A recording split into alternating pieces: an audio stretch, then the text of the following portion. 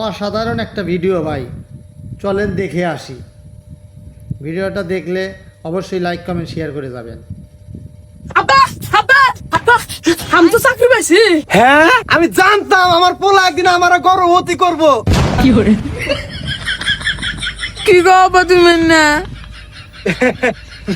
বাবা গর্বিত করবো। এই গ্রামের মানুষ কইছে আমার পোলা কিছু করা পারবো না, ভিক্ষা করে খাইবো অকর না পোলা।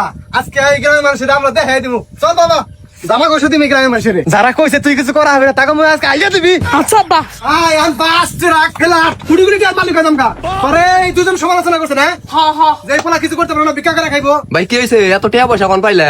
আমার পোলা চাকরি পাইছে, বিল্ডিং করবো, বাস কিনবো, আইফোন কিনবো, পুরো বাংলাদেশ কিনে নিবো এখন। ভাই কিসের এমন চাকরি পাইছো তোমার পোলা এত টাকার মালিক হয়ে যাবা কা? এই রিমন কয়ে দে তুই কি আর চাকরি পাইছা? মই জামা কইছে দেখবারে আর তো সমালোচনা না করতে পারে। লেফটিন সাফ করার চাকরি পাইছি, পার ডে 5,000 টাকা দিব।